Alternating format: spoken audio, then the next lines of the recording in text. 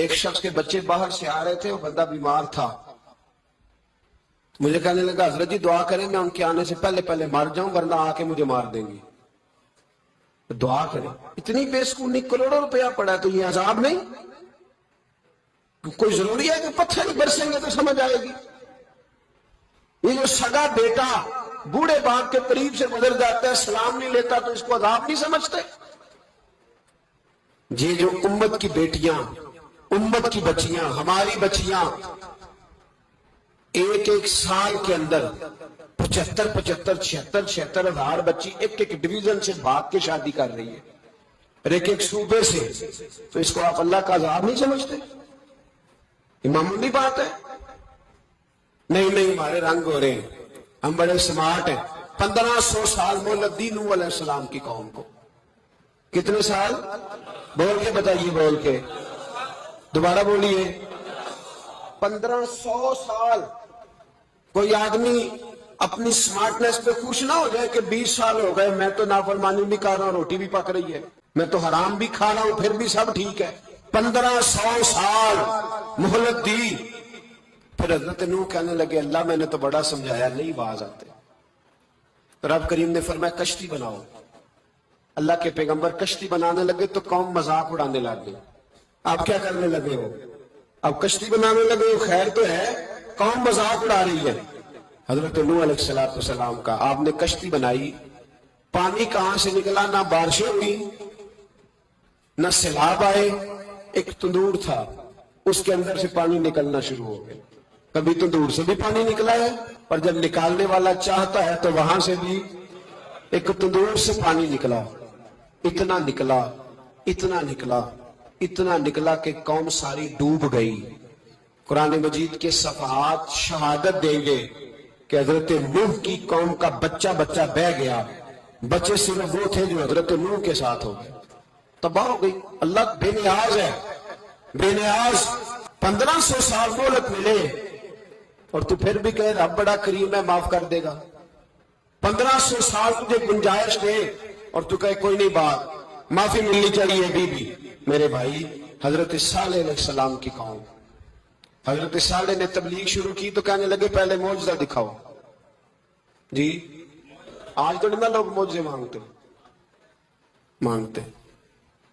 آج بھی لوگ کرامتے اور معجزے، اللہ معاف کرے، جو چیزیں معجزہ تو ہو نہیں سکتا، لیکن آج بھی لوگ، آپ یقین کریں، کہتے ہیں یہ بڑی نمازیں پڑھتا ہے تو پھر بخشا کیوں نہیں گیا، پھر کیوں نہیں منو سلوا کیوں نہیں اترا اس پر، پھر میں بھی اسی طرح ہی ہوں، کیا اس کے اندر خوبی آ گئی؟ مولوی بھی ویسے ہی ہے، صوفی بھی ویسے ہی ہے.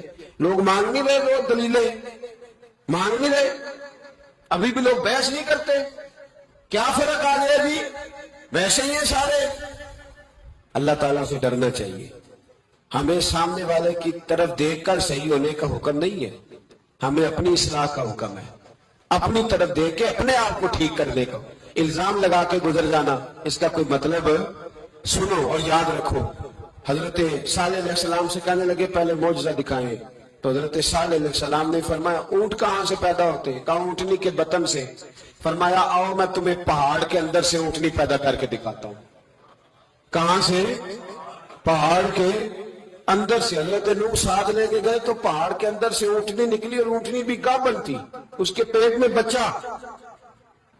اور اونٹنی اتنا دودھ دیتی تھی کہ ساری بستی دودھ پی جاتی تھی، پھر بھی دودھ بچ جایا کرتا تھا. لیکن حضرت نوح علیہ السلام نے فرمایا اب تم نے دیکھ تو لیا یہ اسے، یہ جتنا دودھ دے گی روٹی بھی اتنی کھائے گی. ایک دن تم سارے پانی پیو گے، ایک دن یہ سارا پانی پیا کرے گی. ایک دن تم سارے باقی جانوروں کو گھاس کھلاؤ گے، ایک دن یہ اونٹنی. اور اونٹنی کا نام کیا؟ ناقۃ اللہ، اللہ کی اونٹنی. کس کی اونٹنی؟ نام کیا ہے؟ اللہ کی. یہ اللہ کی اونٹنی ہے. تو حضرت نوح علیہ السلام کی اونٹنی فرمایا اس کی بے ادبی نہ کرنا. باز نہیں آئے لوگ، باز نہیں آئے. کہنے لگا جی دودھ دینا تو ٹھیک ہے، پر یہ جو سارا پانی پی جاتی ہے نا یہ صحیح نہیں. یہ جو ساری گھاس کھا جاتی ہے یہ نہیں ٹھیک. دودھ دینا تو ٹھیک ہے پر یہ نہیں صحیح. آپ نے فرمایا اسے کچھ نہ کہنا، اللہ کی اونٹنی ہے. میں کہا کرتا ہوں ان لوگوں نے ناقۃ اللہ کی بے ادبی کی. حضرت نوح علیہ السلام کی اونٹنی کی ٹانگیں کاٹ دی، صالح علیہ السلام کی. اور دیکھو اللہ بڑا بے نیاز ہے، اگر پیدا کرنا جانتا ہے تو حفاظت کرنی نہیں جانتا. لیکن رب کریم نے فرمایا نہ کرنا. انہوں نے ان کے پیر کاٹ دیے، کانوں پہ چھریاں لگائیں. اونٹنی جب مر گئی، اونٹنی اللہ تبارک و تعالیٰ کی وہ اونٹنی جب مر گئی تو حضرت صالح علیہ السلام کی قوم پر رب کریم نے زلزلہ بھیجا. اذا زلزلت الارض زلزالها، جب زلزلے آئیں گے اور جب ان کا زلزلہ آنا زلزلہ آتا ہے نا، کیا کرتی ہے قوم؟ لا الہ الا اللہ، لا الہ الا اللہ، کلمے جاری ہو جاتے. بلکہ ایک دفعہ ایسا بھی ہوا کہ مسجدوں میں اعلان ہونے لگے زلزلہ آ رہا ہے. جو فجر کے لیے نہیں اٹھے زلزلے کے لیے وہ بھی اٹھ گئے. جن کا دعویٰ ہے نا میری سویرے آنکھ نہیں کھلتی، ان کی لگی نہیں کتنے گھنٹے، بعد میں بھی نہیں لگی. ٹی وی پہ اعلان ہوتے رہے کوئی نہیں آ رہا، سو جاؤ چپ کر کے. لیکن آنکھ لگی. موت سے تو ڈرتا ہے، اللہ سے ڈرتا ہی نہیں. موت کا خوف ہے، رب کا نہیں. زلزلہ آیا، ساری قوم تباہ ہو گئی. بتاؤ اگر ناقت اللہ کی گستاخی ہو تو اللہ ناراض ہو جاتا ہے، اور اگر اولیاء اللہ کی ہو، اگر اولیاء اللہ کی ہو تو رب ناراض نہیں ہوتا. شرم نہیں آتی لوگوں کو داتا صاحب کی بے ادبی کرتے، شرم نہیں آتی لوگوں کو غوث اعظم کی گستاخی کرتے، حیا نہیں آتی جنہوں نے دین پھیلایا ان کی بے ادبی. میں درد سے کہتا ہوں، رو کے کہتا ہوں، اور اگر کلیجہ پھٹ سکے تو میں دکھاؤں زخم کتنے. ایک حج کے موقع پر ایک بابا جی، اس سال 4,80,000 روپے کا پرائیویٹ حج تھا، اور بابا جی کی کیفیت کمزور تھی، بیچارے بیمار تھے. اس کے باوجود وہ گئے. بوڑھے آدمی، جا کے بیٹھیے، بزرگ، اور کتنی مشکل ہے وہاں مینا، مزدلفہ، عرفات، طواف زیارت. کتنا مشکل کام ہے طواف زیارت کرنا، طواف وداع کرنا. کس کٹھن سے حج کیا، بڑھاپے میں پیسے بھی لگائے. اور جب وہ روضہ رسول پہ گئے صلی اللہ، اور انہوں نے جا کے نبی پاک صلی اللہ علیہ وسلم کے روضے کی طرف منہ کر کے درود شریف پڑھا تو ایک ملا نے اٹھ کے کہہ دیا تو تو مشرک ہے. تو میری روح کانپی. میں نے کہا تجھے شرم نہیں آئی، حیا نہیں آئی؟ اس کی عمر دیکھ، کس بڑھاپے میں کہاں سے چلا، کہاں آیا. یہ مشرک ہوتا تو کسی مندر میں جاتا، یہ مشرک ہوتا تو کسی گرجے میں جاتا. یہ مشرک نہیں، یہ مومن ہے. اور یہ وہ والا مومن ہے جس کے سینے میں دل جب دھڑکتا ہے تو خالی دھڑکتا نہیں، ساتھ وہ محمد عربی پہ درود و سلام بھی پڑھتا ہے. شرم نہیں آتی لوگوں کو، اتنی بڑی گستاخی کرتے ہیں. یہ روضہ رسول پہ آیا مشرک ہے. میں نے جو مولوی کو صاحب کہا تھا، میں نے کہا اگر میں مشرک ہوں تو نکالو، مشرک کا داخلہ تو یہاں ویسے ہی منع ہے. شرم نہیں آتی؟ اپنی زبان کا ہی پاس کرو کچھ. اتنا ظلم، اتنی بڑی فرقہ واریت امت میں، اتنا امت کو تقسیم کرتے ہو، تمہیں شرم نہیں آتی؟ جہاں سے اتحاد کا پیغام دینا چاہیے وہاں سے تم لوگوں کو فرقے کا پیغام دیتے ہو، ایک مقصود فرقے کی تبلیغ کرتے ہو. خدا را، تو میں کہہ رہا ہوں ناقت اللہ کی بے ادبی پہ عذاب آتا ہے تو اولیاء اللہ کی بے ادبی میں نہیں آتا. داتا صاحب سارے دن کی تبلیغ کرتے رہے، ایک آدمی نے اٹھ کے کہہ دیا جناب وہ تو شرک کا اڈا ہے، تو رب کریم ناراض نہیں ہوتا ان باتوں سے. ہمیں خیال کرنا چاہیے، اللہ سے ڈرنا چاہیے. ان چیزوں سے عذاب آتا ہے اور آ رہا ہے. اللہ تعالی ہمیں محفوظ فرمائے. اللہ ہمیں اس سے، قوم لوط پہ بھی عذاب آیا. ہم جنس پرستی، مرد مردوں سے بدکاری کرتے ہیں. حضرت نوح نے سمجھایا کہ یہ کام درست فطرت کے خلاف ہے، یہ کام درست نہیں. جب انسان یہ کام کرتا ہے تو زمین اور آسمان کانپتے ہیں. اب میں کیسے کھول کے بتاؤں، میرے پاس اعداد و شمار ہیں کہ پاکستان کے اندر اس کام کی کیفیت کیا ہے اور کس طرح کر کے لوگ. میں تو رونا روتا رہتا ہوں داڑھی کا. لوگ کئی دفعہ کہتے ہیں حضرت صاحب پہلے بھی آئے تھے تو داڑھی کی بات، پھر بھی آئے تو داڑھی کی بات. تو میں رونا روتا ہوں، اس لیے روتا ہوں کہ جو کلین شیو نوجوان ہوتا ہے وہ امرد کے حکم میں ہے، اس پر وہی حکم لگتا ہے جو عورت پہ لگتا ہے. اس کے ساتھ مرد کا اٹھنا بیٹھنا اسی طرح نہ جائے گا جس طرح عورت کے ساتھ. حضرت جنید بغدادی رحمت اللہ تعالیٰ علیہ کے سامنے ایک شخص نے کہا وہ کتنا خوبصورت نوجوان جا رہا ہے، تو آپ فرمانے لگے تو حافظ قرآن نہیں؟ کہا ہاں. فرمانے لگے جا اپنے حفظ کی خیر بنا. وہ شخص کہتے ہیں میں نے اس بغیر داڑھی والے کلین شیو نوجوان کو بری نظر سے دیکھا، مجھے قرآن پاک ہی بھول گیا، سارا قرآن پاک بھول گیا. اور کتنے سال میں دعائیں کرتا رہا, بیت اللہ کے طواف کرتا رہا, میں یاد بھی کرتا تو نہیں ہوتا. کیسے اب تو ہمارا نعت کہاں بیوٹی پارلر سے ہو کے آتا ہے, ہم کسی اور کو کیا پیغام ہے. وہ پیغام, وہ نظام, وہ طریقہ کار جس کا حکم تھا شریعت میں. قوم لوط پر عذاب آیا. صحیح بیٹھتے ہوں گے بچے جو موٹر سائیکلوں پہ بیٹھتے ہیں. میں نے گجرانوالہ کی سڑکوں پہ بچوں کو, نوجوانوں کو جو تماشے کرتے سرے عام دیکھا ہے تو مجھے ڈر لگتا ہے. اور کوئی روکنے والا نہیں, شغل ہو رہا ہے, ہنس رہے ہیں, اور سامنے عورتیں بھی ہے, سب ہو رہا ہے. کتنی تکلیف کی بات. حضرت نوح کی قوم یہ کام کرتی تھی, قرآن پاک نے بیان کیا ہے. حضرت نوح نے سمجھایا, فرمایا رب کریم نے تمہیں اپنی خواہش پوری کرنے کے لیے جائز طریقہ عطا فرمایا, عورتوں سے نکاح کرو, اور اس نکاح کی برکت سے جو اللہ تمہیں اولاد دے گا اس کو اللہ تبارک و تعالیٰ تمہارے لیے باعث بخشش بھی فرمائے گا. لیکن جب قوم نہ مانی تو جو قوم میں لوط کا عمل کرے اس کا علاج قرآن نے بیان فرمایا کہ آسمان سے پتھر برسیں گے. پھر پتھر برسے, اور جن کے بڑے بڑے اچھے دماغ تھے ان کے دماغ چکنا چور کر دیے گئے, تباہ کر دیے گئے. ان کے دماغ زمین پر بچھاڑ دیا گیا. اللہ مہلت دیتا ہے, لیکن اس کا مطلب یہ نہیں کہ انسان توبہ ہی نہ کرے. حضرت شعیب علیہ السلام کی قوم پر بھی عذاب آیا, اس لیے کہ بددیانتی کرتی تھی, ناپ تول میں کمی کرتی تھی. میں نے کہا تھا شب قدر کی رات کہ یہ کوئی تماشا ہے کہ شب رات آئی تو ساری رات روتے رہے, یا اللہ معاف کر دے, یا اللہ معاف کر دے, رو رو کے چیخے مار مار روئے.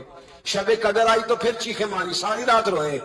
تو جس بندے کا پروگرام ہی نہیں سویرے بدلنے کا, دکان پہ بیٹھ کے پھر وہی ناپ تول میں کمی, پھر وہ اللہ تعالیٰ معاف کرے.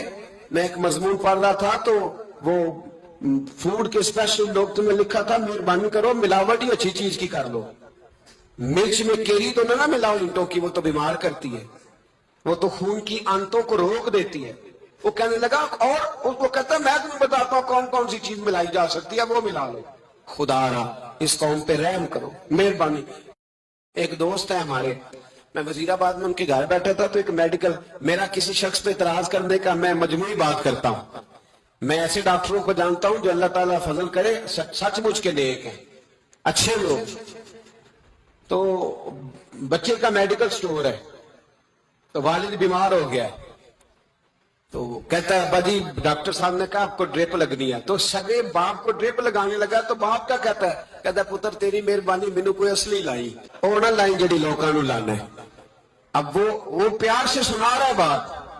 میں نے اسے کہا کہ یہ تو ڈوب مرنے کا مقام ہے نا, ڈوب مرنے کا مقام, کہ جس ملک کے اندر دوائی بھی صحیح نہ بکے, اصلی نہ ملے دوائی بھی, اور پھر وہ قوم کہے کہ ہم نے تو پورے روزے رکھے, ہم نے تو بڑا صدقہ اور خیرات کیا, دوائی بھی اصل نہ ملے. جناب شعیب علیہ السلام کی قوم ناپ تول میں کمی کرتی تھی, تو اللہ تبارک و تعالیٰ نے ان پر بتا عذاب کس طرح کا بھیجا. شدید گرمی ہوئی, اللہ ہمیں محفوظ فرمائے. سارے آمین کہہ دیا. دیکھیں کتنا اچھا موسم کر دیا رب کریم. اللہ ہمیں محفوظ فرمائے, اللہ رحمت فرمائے. شدید گرمی کی لہر آئی, باہر اتنی گرمی ہوئی کہ لوگ اپنے گھروں میں گھس گئے. جس طرح سورج کی شعاعیں گھروں کے اندر داخل ہو جاتی, اس طرح گرمی کی لہر اندر داخل ہوئی. اور جس طرح کسی کو آگ لگ جائے تو وہ آدمی اچھلتا کودتا ہے نا, اس طرح یہ لوگ اچھلنے لگے اور اچھل کود کے مر گئے. جرم کیا تھا؟ ناپ تول میں کمی کرتے. حضرت داؤد کی قوم بھی تباہ ہوئی. جرم کیا تھا؟ ہفتے والے دن مچھلیاں نہیں پکڑنی تو یہ پکڑتے تھے. حکم ہے نا مسلمان کو نماز کے ٹائم کوئی اور کام نہیں کرنا, نماز پڑھنی ہے. میرا خیال ہے مسلمان تو فٹافٹ آ جاتے ہیں, سارے پہنچ جاتے ہیں نا مسجدوں میں. ہلکا ہلکا بول رہے ہیں آپ, کیوں نہیں پہنچتے؟ اگر حضرت سیدنا, اور پتہ انہیں سزا کیا ملی؟ اللہ نے فرمایا اس ٹائم عبادت کرنے میں کام نہیں کرنا, وقت نہیں ہے کام کا. انہوں نے مچھلیاں پکڑی, 12,000 لوگ تھے. پتہ مالک نے سزا کیا دی؟ بندر بنا دیا اللہ کریم. قرآن مجید کا پہلا سورہ پڑھے, فَجَعَلْنَاهَا نَكَالًا لِمَا بَيْنَ يَدَيْهَا وَمَا خَلْفَهَا. اللہ فرماتے ہیں پچھلوں کے لیے بھی عبرت بنا دیا, بعد والوں کے لیے بھی عبرت, نشان عبرت بنا دیا. بندر بن گئے, اور جو ان کے دوست جو بچ گئے تھے ان کے پیر چومتے تھے, روتے تھے. 3 दिन बंदर बन के जिंदा रहे, फिर अल्लाह ने सबको इज्तिमाई मौत दे दी। अगर मुसलमान से अल्लाह कहे कि नमाज के टाइम कारोबार नहीं, जुमे के टाइम कारोबार है, तो मुसलमान कहता है नहीं मुझे मोहलत मिली हुई है।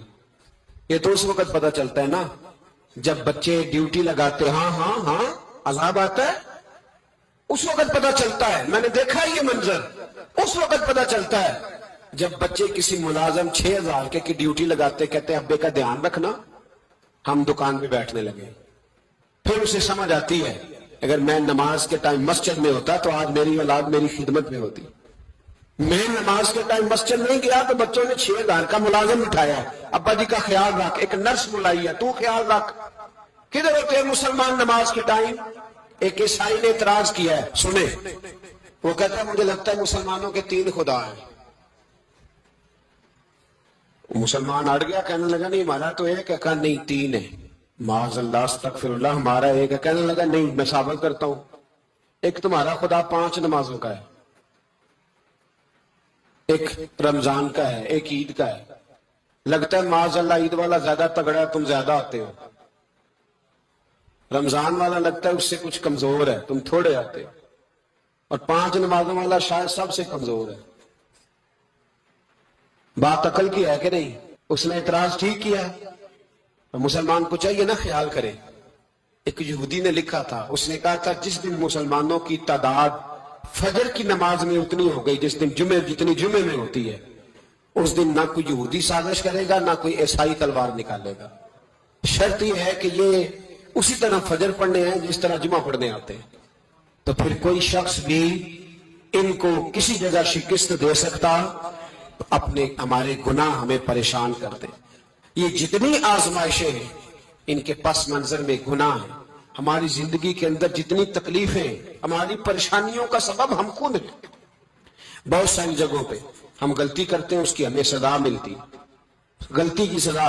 एक नौजवान ने मुझे बड़ी गहरी बात सुनाई, मेरा करीबी ताल्लुक था। कहने लगा घर में बड़ा मसला है, बड़ी परेशानी है, माँ और बीवी का माहौल इतना सख्त हो गया है कि निमट नहीं सकता। आप यकीन करें मैंने डिटेल से सारी चीज को स्टडी किया, मेरे पास इतना वक्त नहीं होता, फिर भी मैंने उस फैमिली को पूरा पढ़ा।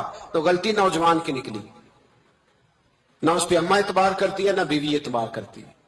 उसने झूठ बोल बोल के इस तरह की माहौल पैदा कर दिया है कि कोई उस पर एतमाद करने को तैयार है। अगर आप नाराज ना हो तो एक बात करूं, पता है घर में माहौल कब खराब होता है? बाहर वाले हमारी तकरीर सुनते हैं, घर वाले हमारा अमल देखते हैं। जब वो देखते हैं ना कि ये किस तरह का शख्स है, इसके रवैये, इसका किरदार, इसका लबो लहजा कितना बुरा है और ये किरदार का कितना कमजोर है। आला हज़रत फरमाया करते थे नेक वो होता है जिसकी तन्हाई साफ सुथरी होती है, इसलिए माहौल बिगड़ जाता है। ये जो हम कहते हैं ना मेरे सज्जन बड़े बनते हैं फिर टूट जाते हैं, कुछ लोग ऐसे होते हैं जो उनके पास जाता है उन्हीं का हो जाता है। वो कहीं और के काबिल क्यों भला?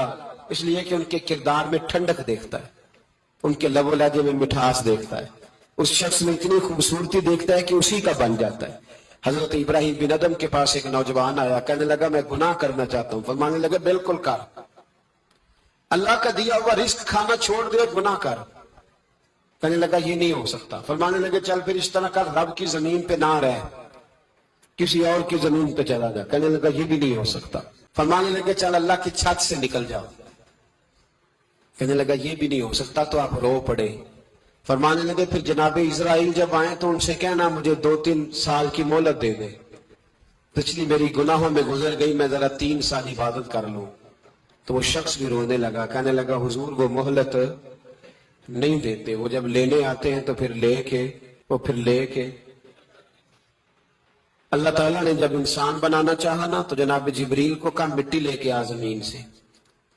हजरत जिब्रील ने मिट्टी पे हाथ डाला तो बाकी की मिट्टी रोने लग गई, इसे जुदा न कर। तो जनाब जिब्रील छोड़ के चले गए। हजरत मीकाइल को भेजा, मिट्टी ला, मिट्टी पे हाथ डाला तो बाकी की मिट्टी रोने लग गई, छोड़ के चले गए। जनाब इजराइल को भेजा, मिट्टी पे हाथ डाला तो बाकी की रोने लग गई, छोड़ के ना जाओ। तो हजरत इजराइल फरमाने लगे तेरा रोना देखो कि रब का हुक्म देखो। वो ले गए, जब पेश की तो रब करीम ने फरमाया इजराइल जान निकालने की ड्यूटी भी तेरी, तो मिट्टी को ले आना, बाकी मिट्टी रोती भी रहे तो रोती रहे। جب میرا فیصلہ آ جائے تو پھر اس میں کوئی گنجائش ہے. ہم کھاتے بھی اللہ کا ہیں، نافرمانی بھی اس کی کرتے، زمین پہ بھی اس کی چلتے ہیں، نافرمانی بھی اس کی کرتے، حکم کسی اور کا مانتے ہیں، چھت پہ رب کریم کی رہتے. اس طرح نظام نہیں چلتا. میرے بھائی یاد رکھ لو، گناہوں کی سزا ملے گی، زندگی تنگ ہو جائے، یہاں بھی آزمائش ہوگی اور وہاں بھی. میں نے درس پہ کہا تھا، پھر بات کہتا ہوں، یہ میں اپنے لیے کہہ رہا ہوں، توجہ ہے میری بات پر. دعا فرمایا کریں کہ جو کچھ ہم نظر آتے ہیں اللہ ہمیں ویسا بننے کی توفیق بھی عطا فرما. اللہ ویسا بننے کی، یہ مشکل معاملہ. ایک بات ذہن میں رکھ لیں کہ یہ ہو نہیں سکتا کہ انسان پر مشکلات نہ آئیں. بہرحال مشکلات آئیں گی، یہ اچھوں پر بھی آتی ہے اور بروں پر بھی آتی ہے. صرف اتنا فرق ہوتا ہے کہ اچھوں پر آزمائش کے لیے آتی ہے اور میرے جیسے گناہگاروں کے لیے بعض اوقات سزا بن کے آتی.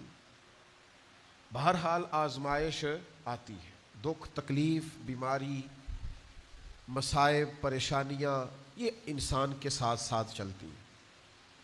اب ہوتا یہ ہے کہ ہم مختلف قسم کے رویے آزمائش کے وقت ان کا ہم اظہار کرتے ہیں. ہماری مختلف حالتیں ہو جاتی ہیں جب آزمائش آتی ہے.